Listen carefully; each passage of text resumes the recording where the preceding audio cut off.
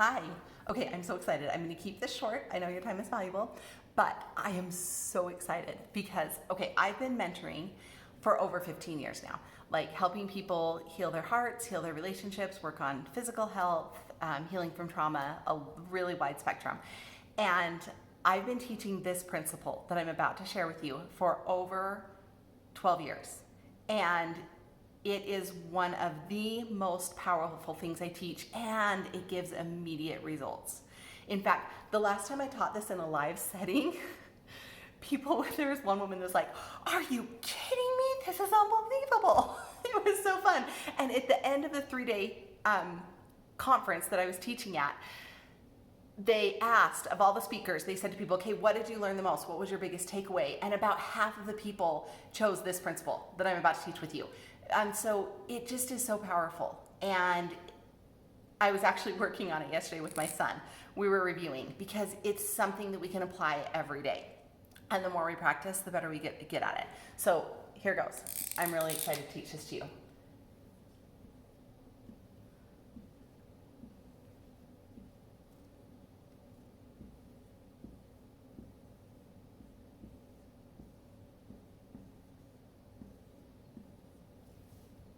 This is the tear cycle. Happy tears or sad tears. Totally your choice. This is what this stands for. T is for our thoughts. Our thoughts create our emotions, which create our actions, which creates our results. Pretty simple and straightforward. So why is it so life-changing? We're going to break it down. Our thoughts create our emotions, which create our actions, which creates our results. Now, here's the thing. We often think our circumstances, right? The experience. Circumstances or experience creates our response, right? Creates our action. The thing is, if that's true, then we're super powerless. We're just victims of life, and whatever happens or goes on, there's nothing we can do about it. So that would be super bad news. Let me help you understand why. The reality is the circumstance or the experience is just that. It's neutral. It's a silly example, but I use the example, say we were together and I spit in your face. That would be the experience. That would be a pretty odd experience. I wouldn't actually do that. I don't know, maybe there'd be some reason I would. I don't think so. But consider that experience, right? Kind of random, like, okay, I just spit in your face. Well, you could react in hundreds of ways. You could spit in my face back. You could smack me. You could cry. You could think, she must be mentally deranged. There's a million ways you can respond. That's why the experience isn't actually what causes the reaction. What you think is what is going to set off a chain of events that's going to determine how you respond. So if you think, holy cow, she's nuts, you might feel confusion or empathy. Say you feel confusion, you might back away. Maybe your action would be that you move back away from me because you don't feel safe. And your result is you create safety for yourself. What if your thought is, how dare you? I can't believe you did that to me. And your emotion is anger, and your action is, you spit in my face back. I'll show you. And your result is we're in some weird spitting war. That's why I use that example, right? Because it's kind of random, and it helps the brain go, oh, wait, hang on. So let's take some more real life experiences. Let's take, no one appreciates me.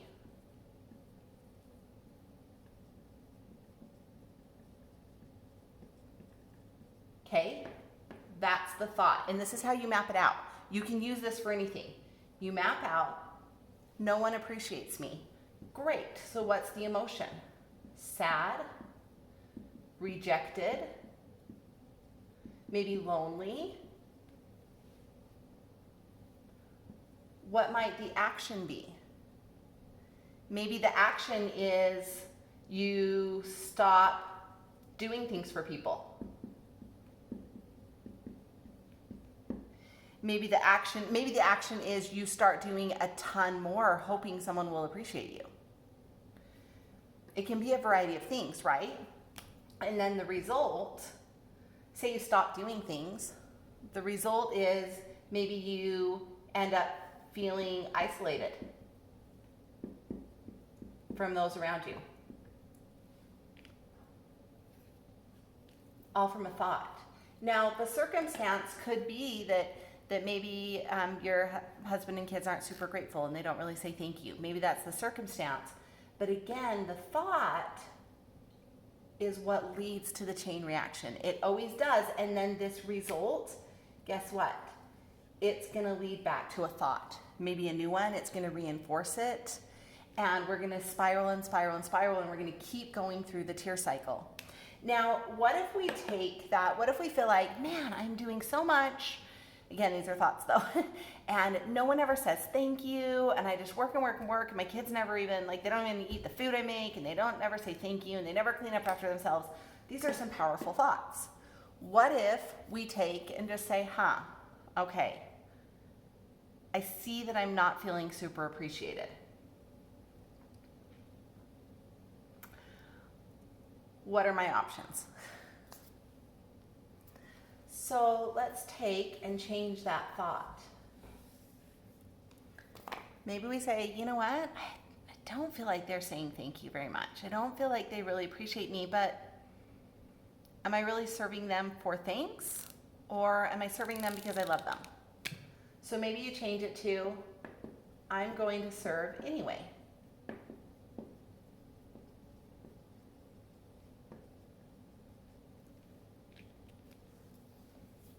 Might that change how you feel?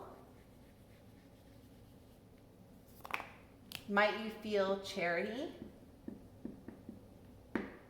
kindness, love? And how might you act?